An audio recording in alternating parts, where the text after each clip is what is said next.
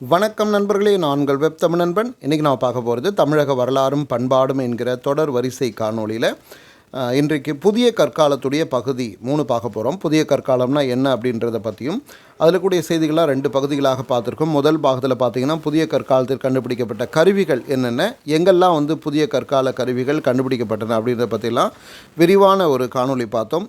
உலக அளவில், இந்திய அளவில், தமிழக அளவில் எப்படியெல்லாம் புதிய கற்காலம் அமைந்தது அப்படின்ற அறிமுகத்தை முதல் காணொலியில் கொடுத்துருப்போம்.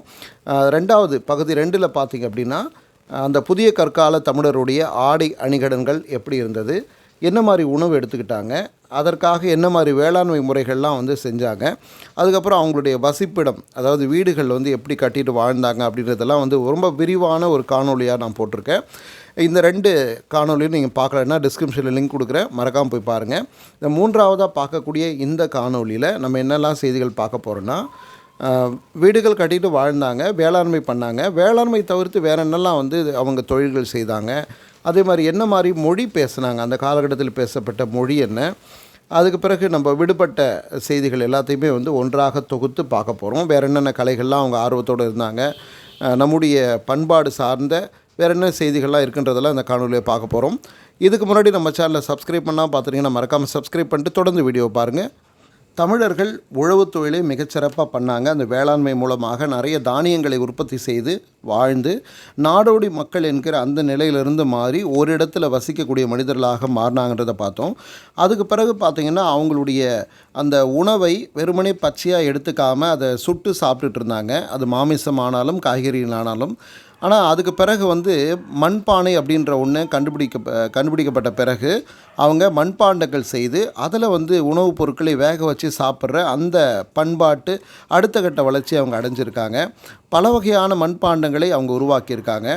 அதே மாதிரி பலவிதமான சமைத்தல் முறைகளையும் அவங்க பயன்படுத்தியிருக்காங்க. வெறும் சமையலுக்கு மட்டும் இல்லாமல் தண்ணி பிடிச்சு வைக்கவும் அந்த பாத்திரங்களை, அதாவது மண்பாண்டங்களை அதிகமாக பயன்படுத்தியிருக்காங்க.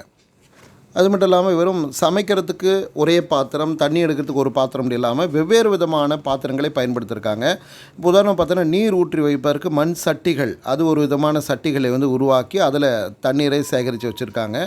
இந்த தண்ணி ஊற்றி வைக்கிறதுக்கு வெறுமனே மண்பானைகள் மட்டும் இல்லாமல் பனை நார் பெட்டிகளை பயன்படுத்தியிருக்காங்க.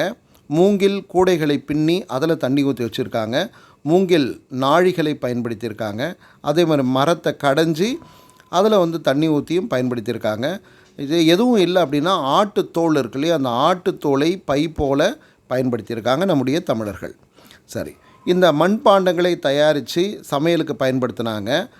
என்ன மாதிரியான அழகுபடுத்துதெல்லாம் அந்த மண்பானையில் பண்ணாங்கன்னா, சமைக்கிறதுக்கு வெளுப்பு மிக்க சாம்பல் நிற மண்பாண்டங்களைத்தான் தமிழர்கள் பயன்படுத்தியிருக்காங்க. அதே மாதிரி மெருகூட்டப்பட்ட சாம்பல் நிற இல்லை அப்படின்னா சிவப்பு நிற மண்பாண்டங்களை தமிழர்கள் பயன்படுத்தியிருக்காங்க. இந்த நிறங்களை எல்லாம் எப்படி பயன்படுத்தினான்னா, களிமண்ணோடு சில வண்ணங்களை சேர்த்து அந்த வண்ணங்களை எல்லாம் அதோடு பிசைந்து அதற்கு பிறகு அதை இட்டு அதை பானைகளாக உருவாக்கியிருக்காங்க. ஒரு வகை. இன்னொரு பக்கம் பார்த்திங்கன்னா, அந்த களிமண் பானைகளில் ஈரமாக்கும் போதே அதில் சில குறிப்புகளை, அதாவது எழுத்துக்களை பொறிச்சிருக்காங்க, ஓவியங்களை தீட்டியிருக்காங்க, இல்லைன்னா இலைகளை வரைஞ்சிருக்காங்க. இப்படியெல்லாம் அந்த பானைகளை அழகுபடுத்தியிருக்காங்க நம்முடைய தமிழர்கள். வேறு என்னென்ன தொழில்கள்லாம் செஞ்சுருக்காங்கன்னா, தொழில் பட்டறைகளை உருவாக்கியிருக்காங்க. அதாவது அந்த காலத்தில் என்ன தொழில் பட்டறை இருந்திருக்கும்னு நினச்சிருப்பீங்க. அதாவது புதிய கற்காலம் இல்லையா, அந்த கற்களை பட்டை தீட்டுவதே ஒரு தொழிலாக இருந்தது. இன்றைக்கி நம்ம நகையை பட்டை தீட்டக்கூடியதெல்லாம் பார்க்குறோம். அது மாதிரி அன்றைக்கு கற்களை பட்டை தீட்டியிருக்காங்க. அதற்காக தொழிற்பட்டறைகளை உருவாக்கியிருக்காங்க. இந்த மாதிரி தொழிற்பட்டறைகள் தமிழகத்தில் எங்கே இருந்ததுன்னு பார்த்திங்கன்னா, வேலூர் மாவட்டத்தில் தனித்தன்மையான படிக கற்பாறைகள் எங்கெங்கெல்லாம் இருந்துச்சோ அந்த இடங்களுக்கு போயிட்டு அங்கேயே அந்த கற்களை எடுத்து அதை பட்டை தீட்டி பயன்படுத்தியிருக்காங்க. ஏற்கனவே உங்களுக்கு இதை சொல்லியிருக்கேன். அன்றைக்கு புதிய கற்காலத்தில் பயன்படுத்தப்பட்ட கற்கள் எல்லாமே படிக கற்பாறைகளிலிருந்து உருவாக்கப்பட்ட கற்கள் அப்படின்னு சொல்லிட்டு. இந்த படிக கற்பாறைகள்லாம் எங்கே அதிகமாக இருந்ததுன்னா வேலூர் மாவட்டத்தில் இருந்தது. அதே மாதிரி கிருஷ்ணகிரி அதை ஒட்டி இருக்கக்கூடிய நாட்ராம்பாளையம் அருகே இருக்கக்கூடிய அந்த மலை அடிவாரத்தில் இந்த மாதிரியான தொழிற்சாலைகள்லாம் வந்து தொழிற்பட்டறைகள் அப்படின்றத வச்சுருந்து அதில் தான் வந்து கற்களை எல்லாம் வந்து பட்டை தீட்டி கொடுத்துருக்காங்க. அதே மாதிரி பார்த்திங்கன்னா மதுரையில் திருமங்கலத்துலேருந்து ஒரு 12 கிலோமீட்டர் தொலைவில் இருக்கக்கூடிய டீ கல்லுப்பட்டி அங்கே வந்து படிகக்கல் அதிகமாக கிடச்சிருக்கு.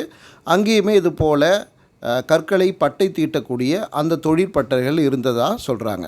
இது மட்டும் இல்லாமல் சேலம், தருமபுரி இங்கெல்லாம் பார்த்திங்கன்னா புதிய கற்கால கோடாரிகள் கிடச்சிருக்கு. அதனால் இதெல்லாம் வச்சுக்கிட்டு பார்க்கும்போது இந்த பகுதிகளில் தான் குறிப்பாக இது போன்ற தொழிற்பட்டறைகள், அதாவது கற்களை பட்டை தீட்டக்கூடிய தொழிற்பட்டறைகள் அமைந்திருக்கும் அப்படின்றத சொல்கிறாங்க. இந்த கல்லை பட்டை தீட்டுவது அப்படின்றதுடைய வளர்ச்சி நிலை தான் இன்றைக்கு வந்து வைரத்தை பட்டை தீட்டுவது வரைக்கும் கொண்டு போய் விட்டுருக்கு. ஒவ்வொன்றா முயற்சி பண்ணியிருக்காங்க. அந்த முயற்சியினுடைய தொடக்க காலம் அப்படின்னு சொல்லிட்டு இந்த புதிய கற்காலத்தை சொல்லலாம். அதே போல் ஓவியங்களை அதிகமாக வந்து பயன்படுத்தியிருக்காங்க. ஓவியக்கலை அப்படின்ற ஒன்று சிறப்பாக வளர்ந்து வந்திருக்கு. பின்னாடி வந்து அது தொழிலாகவே மாறியிருக்கு. ஓவியம் தீட்டுவது என்கிற ஒரு தொழிலாக மாறியிருக்கு. அது புதிய அந்த கற்காலத்தில் தமிழகத்தில் பார்த்திங்கன்னா மயிலாடும் பாறை, செத்தவரை அப்படின்ற இடங்கள்லாம் பார்த்திங்கன்னா நிறைய ஓவியங்களை மனிதர்கள் வரைஞ்சிருக்காங்க. என்ன மாதிரி ஓவியங்கள்னால் எருது, மீன் போன்ற ஓவியங்களை வரைஞ்சிருக்காங்க. அதே மாதிரி மாமிசத்தை தீயிலிட்டு பொசுக்கி உண்ணக்கூடிய அது போன்ற ஓவியங்களே வந்து தமிழகத்தில் இருக்கக்கூடிய பாறைகளில் முக்கியமாக நான் சொன்னாலே அந்த மயிலாடும் பாறை, செத்தவரை என்கிற இந்த இடங்களில் இருக்கக்கூடிய அந்த பாறைகளில் இது போன்ற ஓவியங்களை பார்க்குறோம். இந்த ஓவியக்கலைன்று இதோடு நிற்கலை. தமிழகத்தினுடைய பல பகுதிகளில் இது போன்ற ஓவியங்கள்லாம் வரையப்பட்டதை நம்ம முன்னாடியே வந்து பார்த்துருக்கோம். அதனால் ஓவியம் என்கிற தொழில் பின்னால் தொழிலாக மாறி இருக்குது. புதிய கற்காலத்தில் அதனுடைய தொடக்கம் இருந்திருக்கு அப்படின்னு தான் நம்ம பார்க்குறோம். அப்போது புதிய கற்காலத்தில் தமிழருடைய தொழில்கள் குறித்து விளக்குக அப்படின்னு ஒரு கேள்வி வருது அப்படின்னா அதற்கு நீங்கள் இதில் சொல்லப்பட்ட செய்திகள்லாம் எடுத்து சொல்ல. அதே மாதிரி தமிழருடைய புதிய கற்கால மண்பாண்ட வளர்ச்சி குறித்து எழுதுக, அல்லது மண்பாண்டங்களுடைய பயன்பாடு குறித்து எழுதுக, இப்படியெல்லாம் கேட்குறாங்க அப்படின்னா வந்து நிச்சயமாக நம்ம இதில் இருக்கக்கூடிய தகவல்களை வச்சுக்கிட்டு எழுதலாம். அது மட்டும் இல்லாமல் தமிழர்கள் புதிய கற்காலத்தில் என்ன மாதிரி மொழி பேசுனாங்க, தகவல் தொடர்பு மொழியாக என்ன இருந்தது அப்படின்னு தெரிஞ்சுக்கிறதுக்கு முன்னாடி மொழியை 2 வகையாக பொதுவாக பிரிப்பாங்க. ஒன்று இயற்கை மொழி, 2வது செயற்கை மொழி. இந்த 2 வகை மொழிகளையும் எப்படி நம்ம புரிஞ்சுக்கலான்னா, சுட்டு சொற்களுக்கு முந்தையது, சுட்டு சொற்களுக்கு பிந்தையது. சுட்டி சொல்லக்கூடிய சொற்கள் தான் சுட்டு சொற்கள்னு சொல்லுவோம். அந்த மாதிரி அதற்கு முன்பானது இயற்கை மொழி, பின்பானது செயற்கை மொழி. இது அது அப்படின்னு ஒன்றதை சுட்டி காட்டுறோம் இல்லையா, இதெல்லாம் வந்து செயற்கை மொழியாக நம்ம பார்க்குறோம். இப்படி இல்லாமல் இருக்கக்கூடிய காலகட்டத்தை நம்ம இயற்கை மொழி அப்படின்னு சொல்லுவோம். குமரி கண்டத்தில் குறிஞ்சி நிலத்திலிருந்து தோன்றிய அந்த மொழியானது தமிழ் முல்லை நிலத்துக்கு பரவி அதற்கு பிறகு வந்து அது கருப்பொருளாக மாறி இருக்குது அப்படின்லாம் நம்ம பார்க்குறோம். நம்முடைய தமிழ்மொழி பார்த்திங்கன்னா குமரி கண்டத்தில் பிறந்து அதற்கு பிறகு படிப்படியாக வளர்ச்சி அடைந்து குறிஞ்சி, முல்லை, மருதனை, இதழ், பாலைன்ட்டு இது மாதிரி பல நிலங்களுக்கு நம்முடைய தமிழ் பரவுச்சு அப்படின்னு பார்த்தோம்.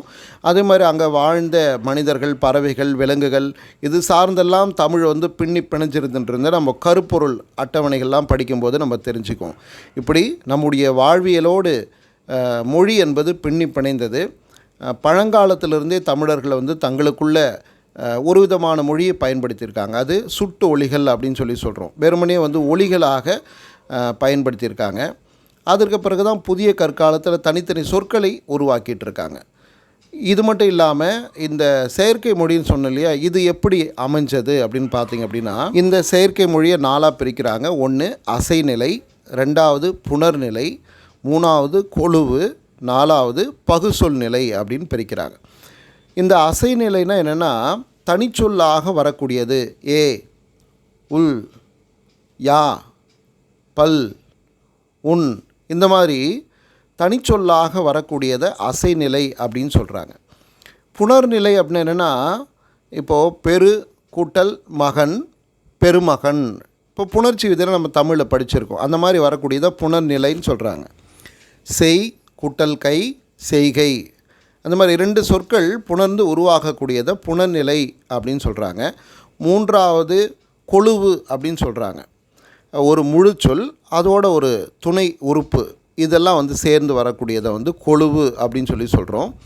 இப்போ உதாரணமாக பார்த்திங்க அப்படின்னா வரு உத்து ஈ, வரு கூட்டல் உத்து கூட்டல் ஈ, வருத்துவி அப்படின்னு 3 சொற்கள் வந்து ஒன்றாக சேருகிறது. இதை வந்து கொழுவு அப்படின்னு சொல்லி சொல்கிறாங்க. அடுத்து 4வது பகுசொல் நிலை அப்படின்னா என்னென்னா 2 சொற்கள் மருவி உட்பிணைந்து வரக்கூடியதை வந்து பகுசொல் நிலை அப்படின்றோம். அதாவது பெம்மான், பெம்மான் அப்படின்றது பெருமகன், பிரான் அப்படின்லாம் வந்து நம்ம உருமாறி வரக்கூடியதாக இருக்கிறது. அதே மாதிரி இந்த சொற்கள்லாம் வந்து எந்தெந்த காலகட்டத்தில் எப்படியெல்லாம் வந்து இருந்தது அப்படின்றத சொல்கிறாங்க. உதாரணமாக அசைநிலை காலம் அப்படின்னா வந்து சீனா, அந்த சீனருடைய முன்னோர்கள் பயன்படுத்தினதாக சொல்கிறாங்க. அதே மாதிரி கொழுவு நிலைன்றது சித்தியர்களும் அவங்களுடைய முன்னோர்களும் பயன்படுத்தினா சொல்கிறாங்க. பகுசொல் அப்படின்றது சுமேரியர்களும் அவங்களுடைய முன்னோர்களும் பயன்படுத்தினா சொல்கிறாங்க. ஆனால் இதெல்லாம் வந்து குமரி நாட்டிலிருந்து பிறந்து வேறு நாடுகளுக்கு பரவி இருக்கலாம் அப்படின்றதான் வந்து பெருவாரியாக ஆய்வாளர்கள் சொல்லக்கூடிய செய்தியாக இருக்குது. அது மட்டும் இல்லாமல் இன்னும் சில ஆய்வாளர்கள் சொல்கிறாங்க, விந்திய மலைப்பகுதி தவிர மற்ற இருக்கக்கூடிய இந்தியாவினுடைய அனைத்து பகுதிகளிலும் பேசப்பட்ட மொழி திராவிட மொழி தான். திராவிட மொழினாவே அது தமிழ் மொழி தான். எப்படி நம்ம புரிஞ்சுக்கணும்னா, இப்போ வட இந்தியாவில் இருக்கக்கூடிய பல மொழிகளுடைய அந்த இலக்கண ஒற்றுமையை எடுத்து பார்த்தாவே தெரியும். பால், எண் வேற்றுமைகள், பெயரச்சம், காலங்கள், வினைச்சொற்கள், வாக்கிய அமைதி, இந்த மாதிரி நிறைய செய்திகளை இலக்கண ரீதியாக நம்ம எடுத்து பார்த்தனாலும் தமிழுக்கும் வட இந்தியாவில் இருக்கக்கூடிய பல மொழிகளுக்கும் ஒத்துப்போகுது அப்படின்ற அடிப்படையில் தமிழ் தான் புதிய கற்காலத்திலும் இந்தியா முழுக்க பரவி இருந்த ஒரு மொழியாக இருந்திருக்கு அப்படின்றத நம்ம பார்க்குறோம். சரி, அப்போது இது போன்ற இந்த செய்திகளை கொண்டு என்ன மாதிரி வினாக்கள் வரலான்னா, புதிய கற்காலத்தினுடைய தமிழர்களின் தொடர்பு மொழி குறித்து எழுதுக, புதிய கற்கால தமிழரின் மொழி குறித்து எழுதுக, அந்த மாதிரி கேட்கலாம். மண்பாண்டங்கள் குறித்து நம்ம கேட்டால் எப்படி எழுதுகிறோமோ அதே போல் இதையும் நம்ம செய்திகளை தொகுத்து எழுதலாம். இது மட்டும் இல்லாமல் இந்த புதிய கற்காலத்து தமிழர்கள் என்று சொல்லப்படக்கூடியவங்கெல்லாம் வந்து எங்கேருந்து இங்கே வந்து குடியேறினாங்க அப்படின்னு பார்த்திங்கன்னா, மேற்கு தொடர்ச்சி மலையில் நீலகிரி பகுதியிலிருந்து மேட்டு நிலங்கள் வழியாக வந்து இங்கே இருக்கக்கூடிய நிலங்களில், அதாவது வேலூர், கிருஷ்ணகிரி, தருமபுரி போன்ற பகுதிகளெலாம் வந்து குடியேறி இங்கே இருக்கக்கூடிய அந்த கற்களை, படிக கற்பாறைகளை உடைத்து உருவாக்கப்பட்ட படிக கற்களை கொண்டு புதிய கற்கருவிகளை செய்து அங்கே வந்து இருக்கக்கூடிய மலையை ஒட்டிய பகுதிகளில் உழவு தொழில் செய்து மிருகங்களை, அதாவது ஆடு, மாடு, பன்னி, கோழி இது போன்ற விலங்குகளையெல்லாம் வந்து பழக்கப்படுத்தி அவற்றை கொண்டு உழவு தொழிலை மேம்படுத்தி அவற்றையே உணவாகவும் கொண்டு வாழ்க்கையை வந்து கொஞ்சமாக மேம்படுத்தி அங்கேயே வாழ்ந்திருக்காங்க அப்படின்றத நம்ம ஆய்வுகள் ரீதியாக நாம் புரிஞ்சுக்கிறோம். இது போன்ற செய்திகள்லாம் வந்து நீங்கள் தெரிஞ்சுக்கிறது மூலமாக நம்முடைய தமிழக வரலாற்றையும் பண்பாட்டையும் தெளிவாக தெரிந்து கொள்ளலாம். அதனால் தமிழர்கள் எங்கேருந்து வந்தாங்க அப்படின்றதையும் தெரிஞ்சுக்கிட்டோம்.